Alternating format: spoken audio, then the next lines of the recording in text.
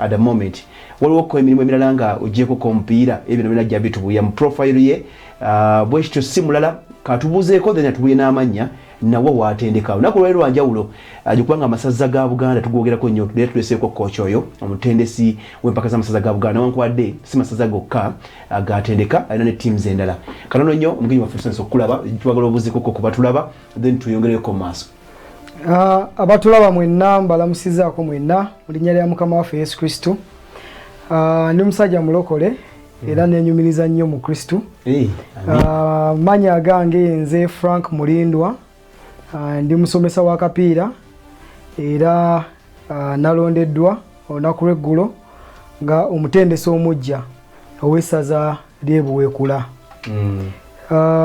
Mbeera mu kapiira okusinga era mbadde nkola nali kusaza ly'e Busujju sizoni ewedde ne kati ndi w'e Buweekula era ab'e Busujju munansonyiwa sizoni eno ndi w'e Buweekula.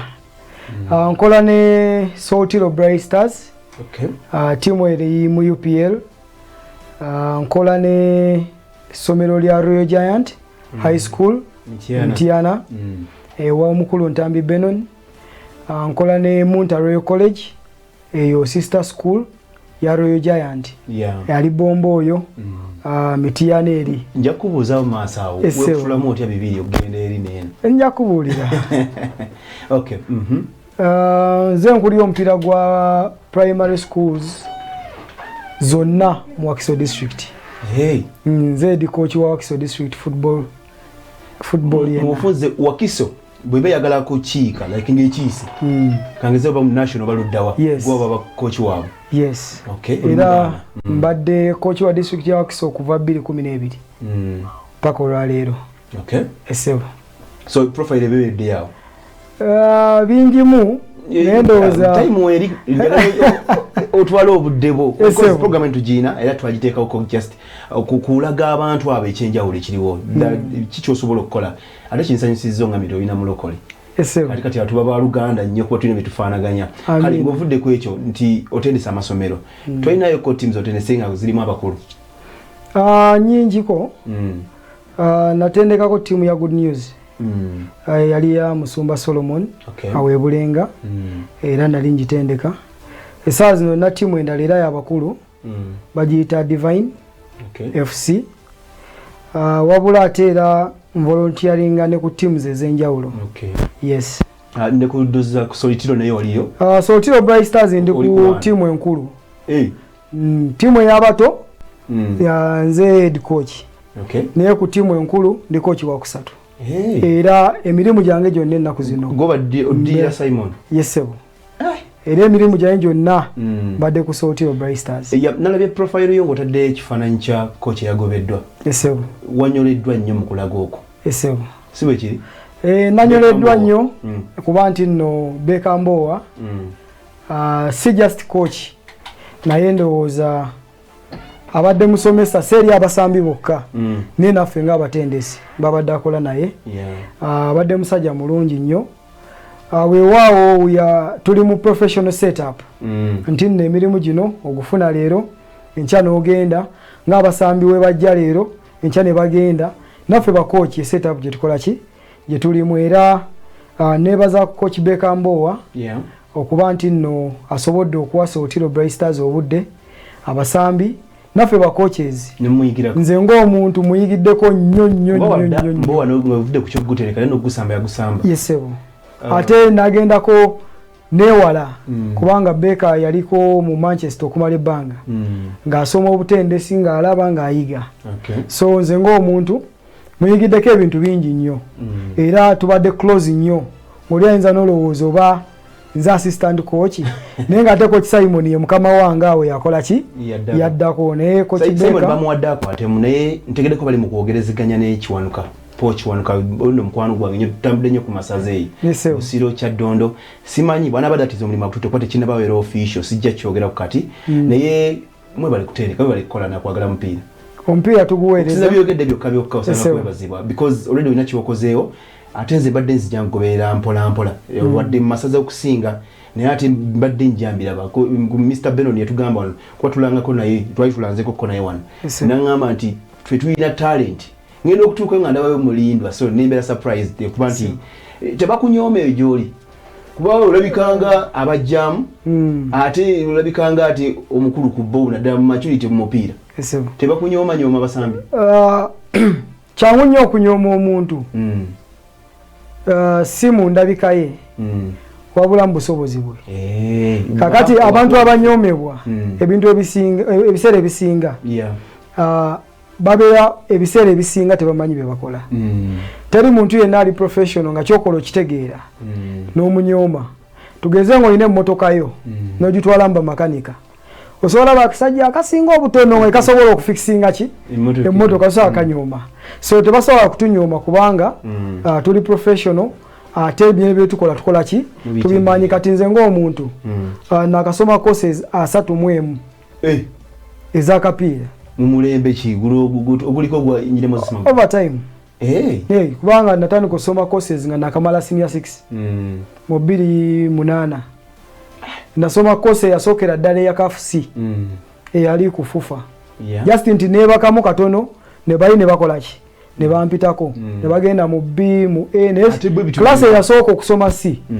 ku FUFA house nagirimu erimu nga baani abo coach gwejjukiramu buli coach alina CAF A ne bali mu course eki n'abamu abalina CAF B so bw'obanga oli muyivu ng'olina knowledge nti abantu batwagalako ki kye tuyina so obanga oli well equipped tosobola kunyoomebwa era mweyo ensonga bwe ntuuka ku Bright Stars eya tiimu eri professional ey'abantu abakulu abavubuka abakulu that professional setup era ogenda okwetegereza nga basambi bonna babeera ego okuyiga buli kyoleeta baagala okiraba baagala okimanya baagala okiyiga n'abakulu bennyini aba Bright Stars basobola okwesiga ne bagamba Frank kino gwagenda okukola ki okiyisaawo olaba nti sizoni zonna nze mbadde nkola warm up training nze tukola drills nga nze omu kuba taking over so tebasobola kunyooma ng'olina knowledge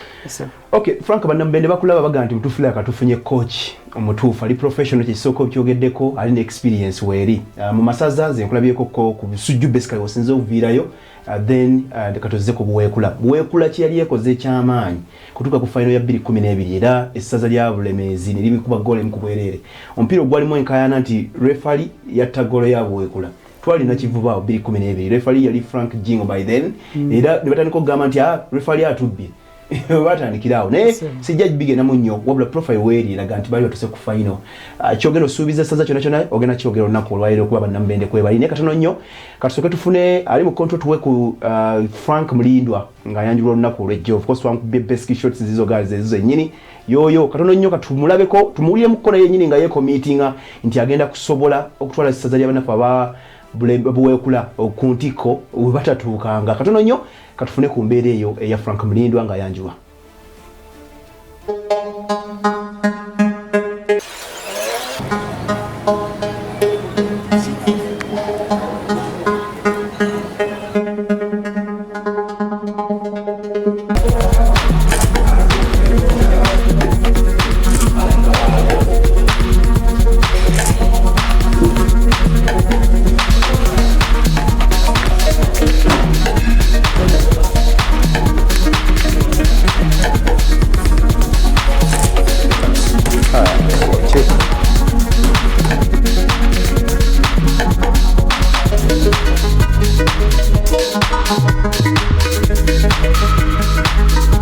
nze Frank Mulindwa coach omujja wessaza buweekula okusookera ddala nsiima nnyo omukisa guno ogumpeereddwa okuweereza essaza lya Kabaka ery'obuweekula era nsuubiza nti nno bannabuweekula bagenda kuddamu balabe ku mupiira ogunyuma bagenda kuddamu balabe ku mupiira ogulimu ebitone ate era nga gusobola okuwangula kyembasuubiza kintu kimu nti bwe tujja kuwangulayo buli mupiira omugumu buli bwe tugenda okusamba era tusuubiza nti nno bwe tunawangula buli mupiira tujja twala ekikulu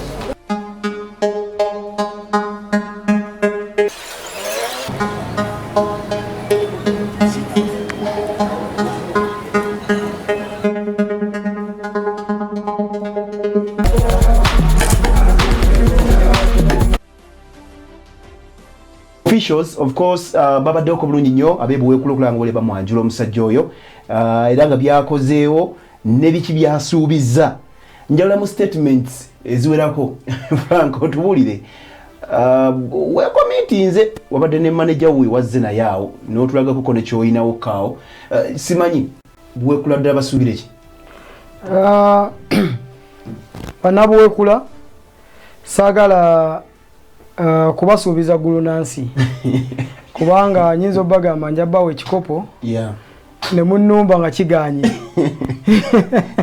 naye kyemanyi nti akapiira kangu nnyo ng'okafudde kangu ate kazibu nnyo ng'okazibuwazza so bannabuweekula nga bwe nagambye olunaku lw'eggulo ekisooka ngenda kukomyawo omupiira omulungi ebimu ku byandeeta mu masaza kuba nali nageewala dda so ekimu ku byandeeta mu masaza flavor y'omupiira kukyukamu kulaba okubaakawo yes twagala kyuseemuko ku flavor y'omupiira era tuzimbe abaana baneeno nga tubajjaawo nti mbadde mbaana abato basamba bulungi omupiira ogulaba nga guflowinga buki bulungi kitegeeza level zino ngeza amasaza level za amaanyi naye era nze nzikiririza mu baana abeera abadde basamba obulungi wano wansi so tugenda belevatinga tubaete ku level eno era basobole osamba omupiira omuki omulungi ekyokulala ne level of competitiveness nabo bagifune nabo wabula bannabuweekula mbasuubiza mujalaba omupiira omulungi ekyo kyo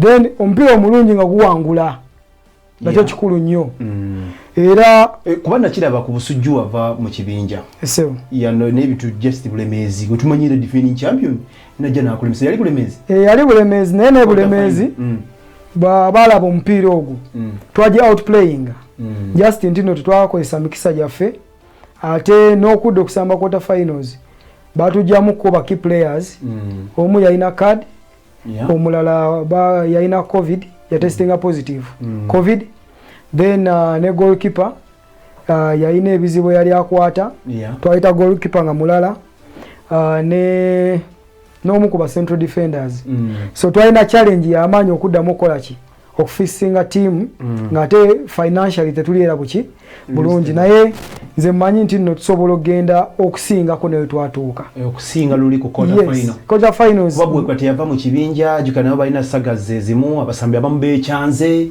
nga baga nti ati tunafuna bansonyiwe kuba ne luli nabakuba naye kati ku luno ngenda bayambako tukube abasigadde ono kintwala ku kibuuzo kyange nti bewali nabo abamu wabaleka basigadde ku busujju twajebe ng'eyanjula Mawogola yayanjudde Busiro yayanjudde gwomu ku baali ku listi ya Busiro yaba baagala omulimu ogwo naye nomaani weekyusiza mu kitinga embazi kale okusookera ddala simanyi bali waki wabaleka eri busujju oba tutambula nabo tolina baakumugugu gwe botambula nabo nalabyeyo ku luno Geoffrey Juko gwe nalabyeko kuwalise nga assistant wo ya Geoffrey Juko ngezaako nange okuzimba abantu betusobola okukola nabo overtime era bantu betwakola nabo luli kwaliko Juko ng'omumyuka wange kwaliko Adam yali akolanga technical era technical webusujju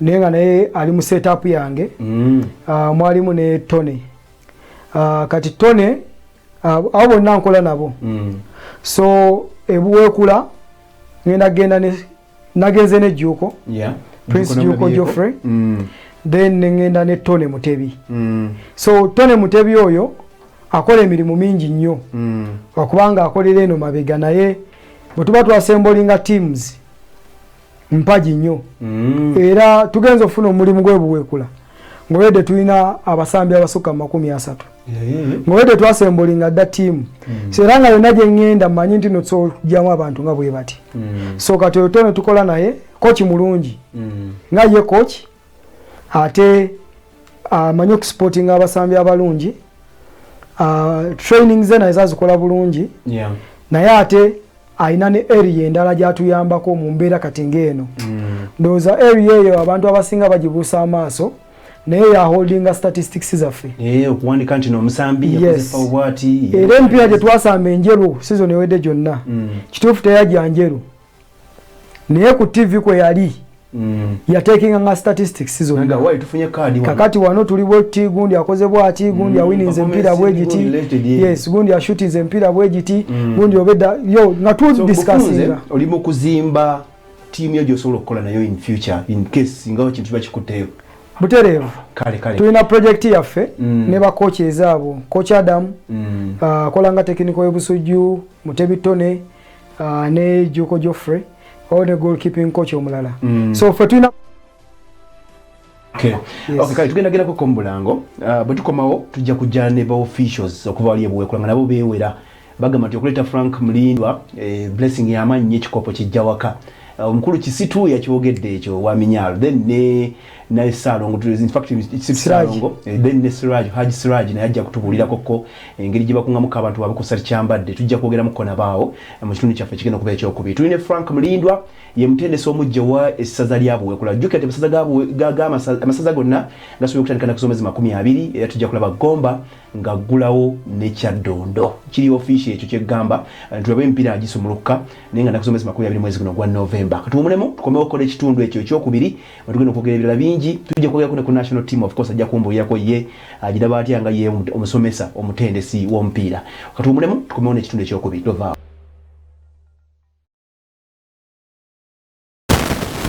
Yes, kulika nyo mbako obutubadde buwanvu yadde nakatono tukomye kola ekitundu kyaffe kino ekyokubiri ekya katimba k'ebyemizannyo of course the weekend sports roundup mwetukolera mu kotochi ku bizaayo by'emizannyo ebadde mu week wakati mbadde muko bingi nnyo aba motorsport of course bamaliriza motoka zawedde tulabye muko banafu ba badminton tulabye muko ebyemizannyo bibadde bingi nnyo olwo kaba ebikonde abasomye libafuuka ba technical directors bafuuse ba NTO national technical officers baba wadde nga tuli munafone social media akitaka abe ne yabadde national technical officer obashikwaga national officer wandiga nti na mtufu ebikondi kati abitegeerya ddala so mwebuzaako bingi nnyo ebibadde mu week nga bingi nga mulimu national teams affe of course team yaffe yabana bali basomya kama 20 mwachi leo ntebyatambudde bulungi wali enjero Ethiopia tuvudde mabega nga tugikulembedde Gosby kubeerera ne tukuba omupiira goals 3-2 nendo zati tulina kabira kati matagayise kati sisawe kuddamu okuzimba Ayubu Kalifani.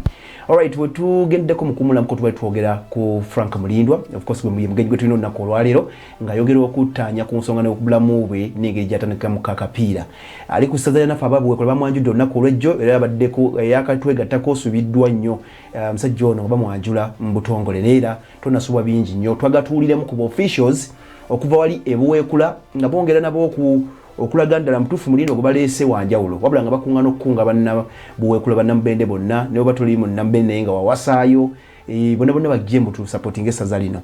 Alright, kale tolonyo tubeeyemuko babe buweekula nga boogera ku nsonga eyo ey'okuba tino beeteefuteefu nnyo okulanga bawangula ekikopo ky'omwaka guno wadde ngambi byafaayo biri ku magwa 2012 bulemeezi bwe bakuba omupiira okutwala ekikopo ekyasooka gole mukubereri ya Yunus Center mutebyerabirwa wali mu kisaawe na Kivubo katono nnyo tulira mu officials okuva ebuweekula abagenda otwala timu y'essaza maaso mu mpaka zigenda okujjanga na kusomeza 20 omwezi guno gwennyini. Amanya gange nze Kisitu Gaddafi Salongo nze bigambo nyina bitono ngenda kukunga bukunzi bannabuweekula basaba muwagire buli omu kyasobola kyonna akiyise ku kakiiko ke babasomedde wano sobola okutuusa buweekula ku ntikko. Manager gwenfunye omwaka guno oba season eno ekikopo kijja buweekula tulize mugane ate ke tukikutte mufa abaana b'ewaka tuli beemu bene tebatuguze buguzi tuli b'ewaka ntwala omukisa guno okukoowoola bana buweekula bonna bonna abali eyo ba honorables baffe bajje tubegatteko tusobole okutambuza omulimu gwa Ssaabasajja Kabaka bulungi naye twanjula coach ku tiimu yaabwe kwezeyimiridde banze nyifolinga sere ebisinga era nga nteekamu ku kasente naye olw'enteekateeka ya covid yajja eriwo n'enteekateeka y'abasambi abagizi batono nnyo mu kisaawe kirabu yabeerangawo olw'okusolooza kasente mu bawagizi nga tekyasoboka so nsaba tukozesa akaseera kano si basuubuzi fekka abaana enzaalwa si abali mu Kampala n'omuntu eyawasako ebuweekula omuntu asuubulula ebuweekula ajja kwasise buweekula mu nsonga y'ensimbi. Okay, kale be bakulu abo okulikoko Gaddafi Kisitu yoyo then kulikoko Kyambadde Joseph ye technical chairman, vice chairman in charge of technical guni bina ebyekikugu, then Haji Slaji Sa Walusimbi, of course yabadde okone bulungi yasembyeko okwogerawo ng'akungaga abantu bannaye mwenna mweweeko omubiri nze omu okujja bajja osembayo okukungira ddala kuba nange ndi weeyo ate ndi mwogezi wa ttiimu ya Saza Frank ndowooza kikuguddeko nabwe tokimanyi. Bale manyi nti oli weeyo naye nga simanyi kifo ki. Buli kiiko okuba tebansomye olowooza siriiko. Kibaddemu emyaka 2. Obulyaza amaanyi abasajja balina okurecognizinga ennyo. Tewali buzibu ffe tukolera nnyo mu Kamooli naye ate nga bye tukola birabibwako. Okay Frank, wali Busiro Busujju wateekawo embeera butufulimu yeewuunya ttiimu engeri gyajjamu ne mu appearance yennyini nga bw'ogitunulira oginyooma nze omu ku baasooka oginyooma naye nejja nendisproving ati seba akapiira tukamanyi neekuba akapiira ku carpet. Muli balungi ku carpet wokka oba tuyinza otuuka nga ku kataka oba ku muddo ebintu birala.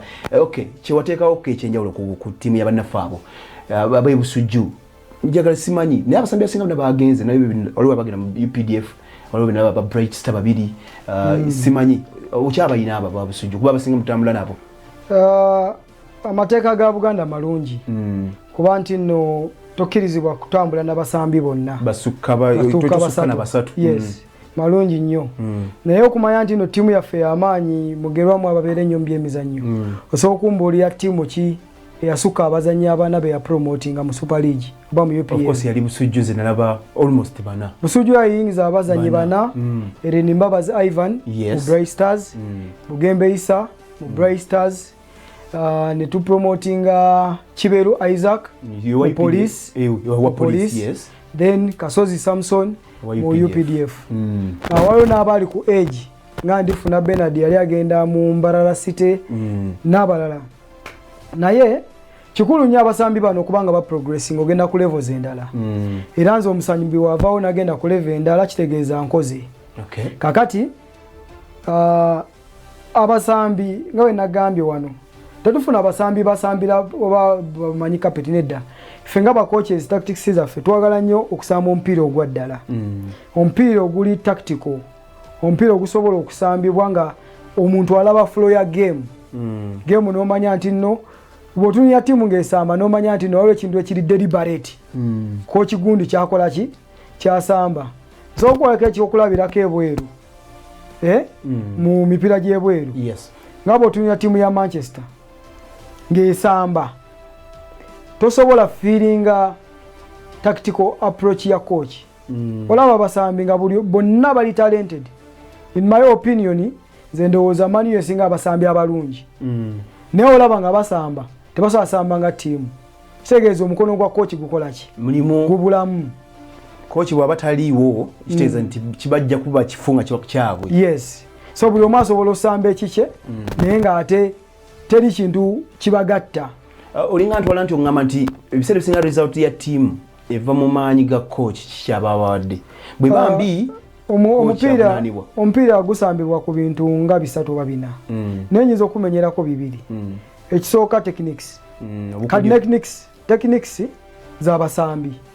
Tofuna omuzanyi nga ali technically good. Naye omuzanyi ali technically good tasobola kugasa mu tactics enfu. Kali tactics ze z'aba coach. Tactics mu nsi yonna ziri 2 tebawalimba. Ziri 2. Emu eri defending endala eri attacking. So kati coach yateekateeka ttiimu engeri gye tunaazibiramu engeri gye tunaalumbamu. Tosobola lumu 2. Tosobola defendinga nga bw'olumba. Oluusi guba ku goolo yeeri oluusi goolo ki? Awo nno kintwala ku ttiimu ya Uganda Cranes. Of course twakoze amaliri ga goolo emu ku emu ne batuteeba batukubye omutwe ogwadde omuzibu. Omupiira ogwo oluseeko kuba wagulabye nga tutunga n'eggwanga erya Kenya. Tusooke tuveeyo ku katono eyo twogere ku mbeera eyo. Micho tumumanyi nti azibira. Naye ati tukimanyi